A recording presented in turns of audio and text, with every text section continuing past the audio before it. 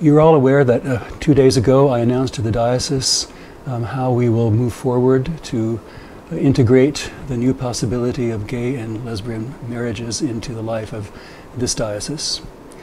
And as you know, I welcome the Supreme Court ruling that has made that possible. By the same token, I know that some of you are surprised that I have set the first Sunday of Advent as the go-ahead date for permitting the solemnization of gay and lesbian marriages in this diocese. Let me talk to you a little bit about that, because as clergy, you are bearing most of the responsibility and the burden of helping us to live into this new reality. So I want to be really clear with you about where I'm coming from and what lies behind my decisions.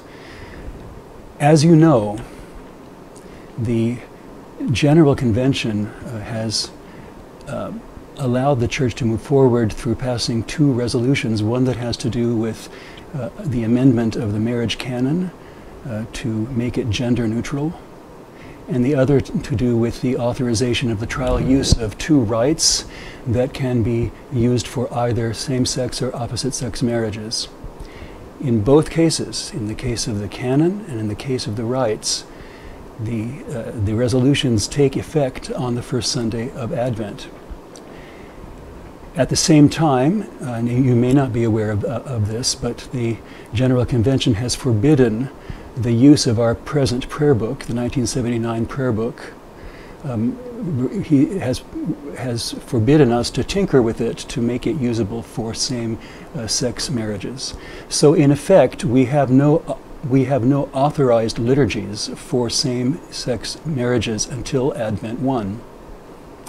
On top of which, the 2 new trial use rites are not yet available. They've not yet been published. We don't know when they will be published, how long before the first Sunday of Advent. So it's very clearly the intention of General Convention that as a whole Church we would move together, to begin together, to walk in this new landscape on the first Sunday of Advent. Now, I'm perfectly well aware that as a local bishop, I have the right to jump the gun on that. The reason I'm not jumping the gun is because I think that always, when there's a choice between moving separately and moving with the whole Church together, we should err on the side of moving with the whole Church together. I would like to model that. I hope that I have modeled that throughout my episcopacy so far, and I invite you to walk that walk with me, because much can be gained simply by not trying to step ahead of the crowd. I realize that for some of our lesbian and gay brothers and sisters, this seems like placing a moratorium on gay and lesbian marriages in the Church. This is not a moratorium. It is a preparation for a wonderful new beginning. And that time of preparation, I believe, is necessary. This is a huge change for the Church. For some of us, we've been waiting for it a long time. We're ready to go. We don't need any preparation. But that's not true for all of us. This is a diverse and varied diocese. Every congregation is different. Every congregation has a different story around this very issue. And 4.5 months is really not too long to take the time to have conversations in all our parishes about marriage and about the implications of this change for our common life together.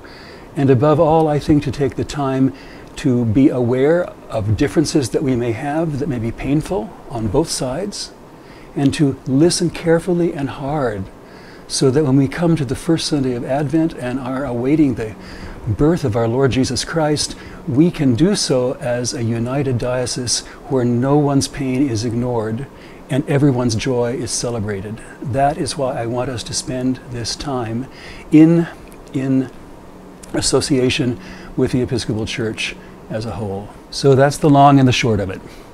It's my responsibility and duty to protect and encourage the spiritual and ecclesial well-being of this diocese, and I hope that you hear my invitation to join me in doing that.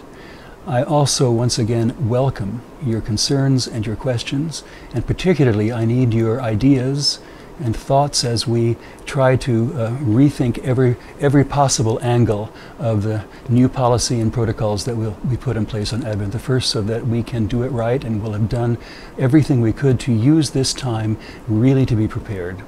I thank you for your attention. I always thank you for your ministry, and I thank you for your collegiality and your walk with me in ministry.